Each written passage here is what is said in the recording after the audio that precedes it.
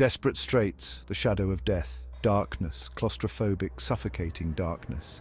It was as if the very air had been sucked out of the room, leaving nothing but an oppressive void. I can't breathe. It's like the walls are closing in on me, squeezing the life out of my lungs. Heyun gasped for air, her lungs burning, her vision blurry. Each breath was a battle, a desperate struggle against the encroaching darkness.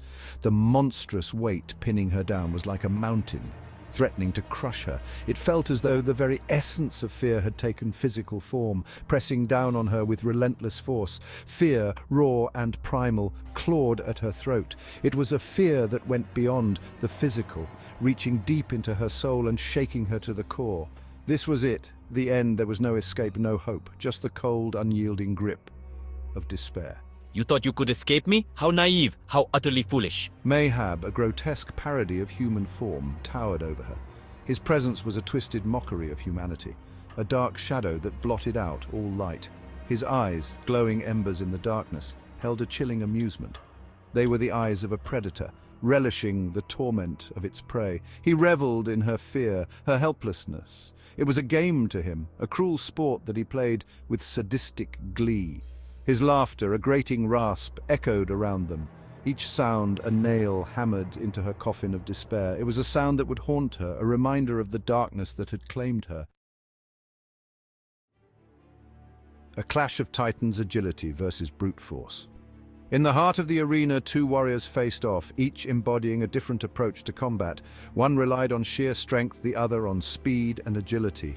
A roar split the darkness, a challenge to the encroaching shadows. The air was thick with tension, the crowd holding its breath in anticipation of the impending battle. Get away from her! The shout echoed through the chamber, a desperate plea amidst the chaos. Do-hyuk, a whirlwind of motion, slammed into Mayhab with the force of a runaway train. His speed was his greatest weapon, allowing him to strike with incredible force. The impact reverberated through the chamber, a brief flicker of light illuminating the stark tableau. The audience could feel the power of the collision, a testament to the intensity of the fight. What? Mayhab's surprise was evident, his confidence shaken by the unexpected ferocity of Do-hyuk's attack.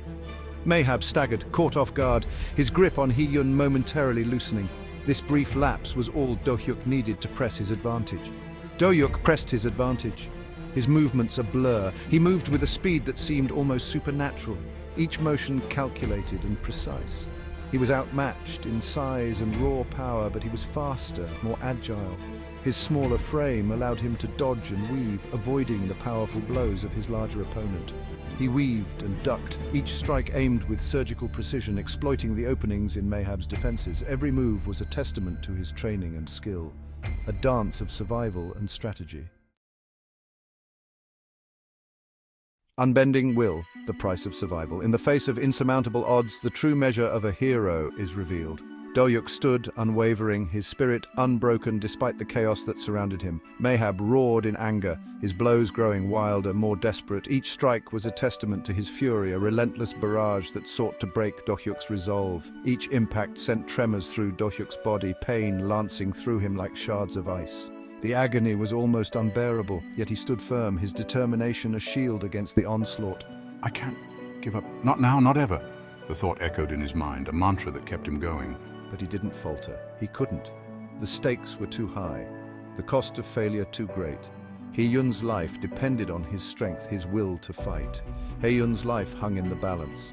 The thought of losing her was a weight on his heart, a burden that fueled his resolve. His vision swam, his breath came in ragged gasps, but still he fought. Every breath was a struggle, every movement a testament to his unyielding spirit. Every fiber of his being screamed for him to stop, to surrender to the overwhelming pain. But surrender was not an option, not when so much was at stake. Heyun needs me. She is my reason to fight, my reason to endure. I can't let her down. I have to keep fighting. No matter the cost, no matter the pain, for her I will endure anything. But a voice, quiet yet insistent, whispered in the back of his mind. Hee-yun needed him. That thought alone was enough to keep him going. He had to keep fighting, for Hee-yun, for himself, for the hope of a better tomorrow. The price of survival was high, but he was willing to pay it. Section 4, A Beacon of Hope, Hee-yun's Sacrifice. A strangled cry tore Do-hyuk's attention away from the intense fight. Hee-yun, struggling to her knees, her face contorted in pain, met his desperate gaze. Even in the dim light, he could clearly see the determination in her eyes. She was weak, injured, but her spirit remained unbroken and resolute. Hee-yun raised her trembling hand, a faint glow emanating from her palm.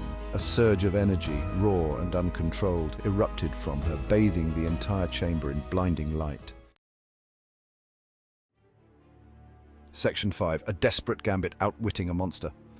The blast threw Mayhab back, momentarily disoriented. Do-hyuk didn't hesitate. He poured every ounce of his remaining strength into a single desperate attack. His fist, imbued with the last vestiges of his power, connected with Mayhab's jaw.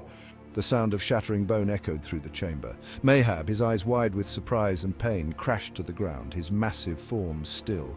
The silence that followed was deafening, broken only by their ragged breaths. Section 6. The will to endure. A hard-won victory. Do-hyuk collapsed beside Hee-yun, his body finally succumbing to exhaustion. They lay there for a moment, side by side, catching their breath, letting the reality of their victory sink in. It had been a close call, too close for comfort. Hee-yun, her breathing shallow, reached out a hand, her fingers intertwining with his. Her touch, weak as it was, sent a jolt of warmth through him, a beacon of hope in the darkness. They had survived. Section 7. Scars of battle. The aftermath. The battle was over, but the war was far from won. The chamber around them, a testament to the ferocity of the fight, lay in ruins. The air was thick with the stench of blood and fear. Do-hyuk looked down at Hee-yun, her face pale, her breathing shallow. She had pushed herself beyond her limits, her sacrifice buying him the time he needed to defeat Mayhab. He owed her his life, and he would spend every remaining breath ensuring her sacrifice had not been in vain.